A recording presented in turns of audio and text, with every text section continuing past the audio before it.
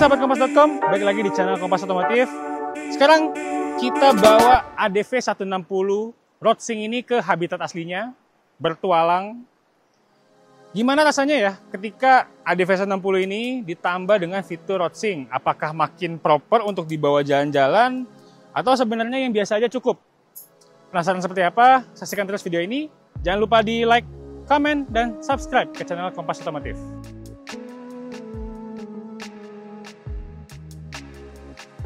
Soal perubahan desain, ADV 160 Roadsing ini ada di bagian depan. Di atas lampunya itu sekarang berwarna hitam nih. Jadi ada aksen dual tone, jadinya lebih garang. Dan untuk Roadsing, dia dapat warna khusus SUV brown. Jadi ini warnanya glossy, warna coklat. Cakep deh kalau kena matahari, dia kayak ada mutiara-mutiaranya gitu deh. Jadi dia bagus kalau kena matahari. Serta di bagian bodi depannya ini ada ubahan di bagian sini nih, leg shield. Jadi dia ada seperti macam apa ini ya, saluran angin yang sebenarnya ya cuma hiasan doang. Selain leg shield, masih di tengah-tengah sini ubahannya adalah ini. Sekarang bodi bawahnya tuh hitam. Kalau dulu dia dari sini sampai bawah warnanya silver senada.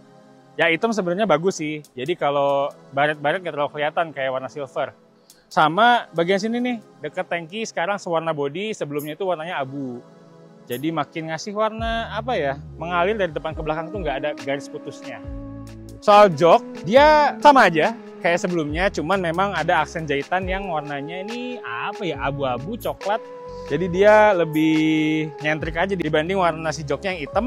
Dan ada kayak ini nih, tambahan bahan yang berbeda, warnanya abu-abu.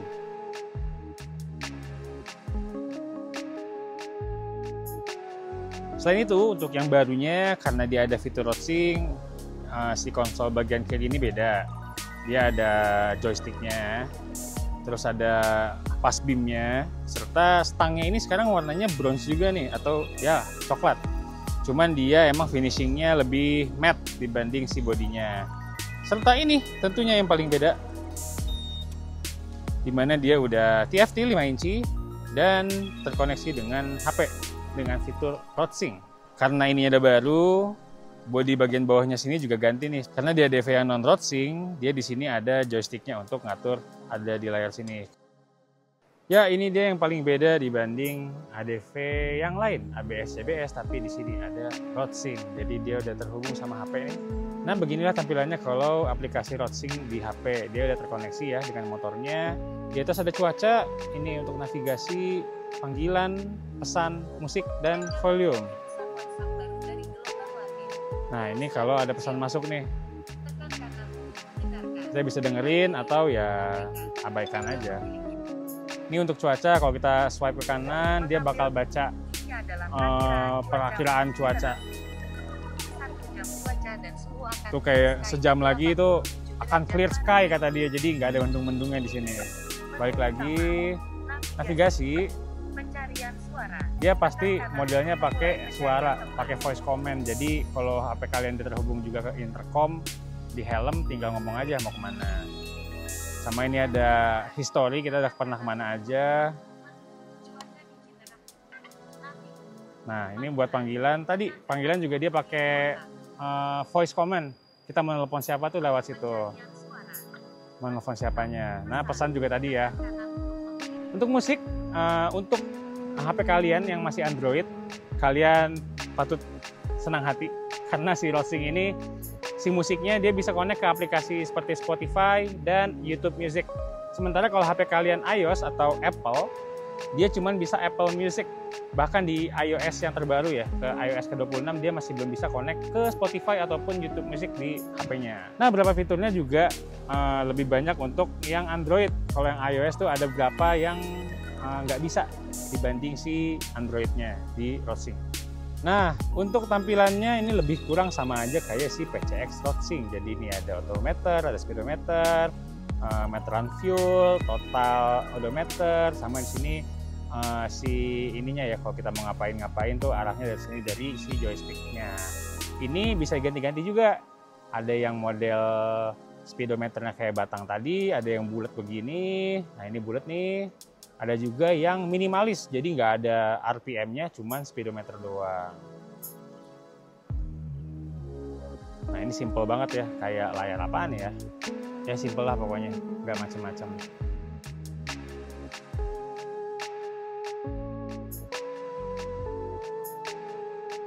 Ya untuk rasa berkendara dari ADV 160 Racing ini, seperti yang pernah kita bilang saat di Cikarang, dia tetap mempertahankan semua-muanya kecuali si Racingnya. Jadi tetap nyaman dengan stang yang lebar. Tinggi badan saya kan 178. Stang ini lebar bikin tangannya rileks. Kaki juga pastinya napak sempurna. Cuman memang kalau buat kesini, karena ya mungkin karena kurang pas aja buat saya, terlalu tegak kesannya si senderan kakinya ini. Jadi saya nggak pernah pakai sih, selalu di sini kakinya. Untuk mesinnya dia masih sama 160 dari yang model sebelumnya maupun dibanding CBS dan ABS. Jadi power delivery-nya masih halus, nggak yang kasar. Cuman memang kalau di low speed kalian harus ngurut banget nih, karena tenaganya tadi dan torsinya dari awal juga udah mulai nendang ketika kita buka gasnya sedikit. Jadi harus ngatur-ngatur dengan rem belakang. Dia juga udah dilengkapi sama HSTC, si Honda Selectable Torque Control, ya dimana dia menjaga traksi. Untuk di jalanan sih sebenarnya ini jarang banget aktif ya, karena dia kan membaca speed roda depan sama roda belakang, dimana kalau kita bawanya normal-normal aja, nggak ada kasus dimana ban depan lebih pelan dibanding ban belakang atau slip. Jadi ya fitur yang bisa kepake juga kalau kondisi-kondisi ekstrim. Dan roadsing-nya, tentu ketika udah terhubung sama HP, kita bisa mencari navigasi mau lewat si joysticknya, atau sebelum jalan kita dari HP-nya kita udah bisa nyetel mau kemana. Nanti petunjuknya sih jelas ya, si navigasinya itu jelas ada di TFT-nya. Kalau misalkan kita ke yang layar utama, navigasinya itu tetap ada, dia di barisan paling bawah, jadinya kita mau nyetel musik juga masih bisa kelihatan. Dan karena pakai intercom, terhubung sama intercom, si navigasinya itu lewat suara. Jadi ya membantu, apalagi kalau misalkan ke jalan-jalan yang belum pernah kita telusuri atau ya berpetualang. Tapi ingat, bahasanya ganti. Jangan pakai bahasa Inggris karena dia nggak bisa mendengar omongan kita yang bahasa Indonesia ini.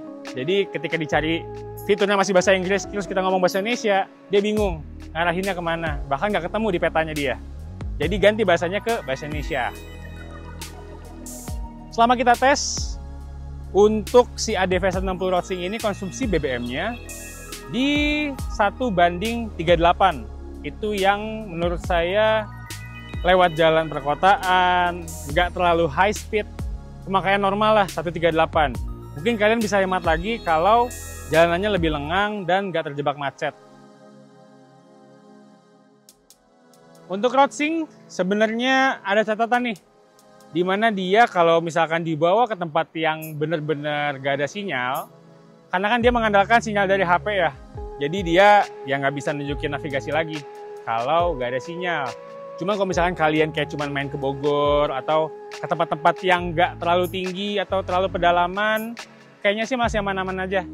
Jadinya si ADV 160 Racing ini makin perfect kalau misalkan kalian bawa bertualang.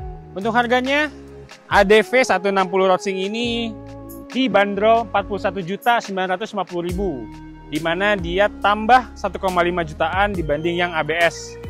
Menurut kita sih ini lumayan worth it ya. Kalau misalkan kalian nanggung nih antara ABS apa Racing ya mendingan Racing aja sekalian, karena dapat layar TFT dan bisa terhubung ke HP dan navigasi juga. Jadi makin lengkap nih, makin apa ya? Makin jantan, gak makin jantan ya.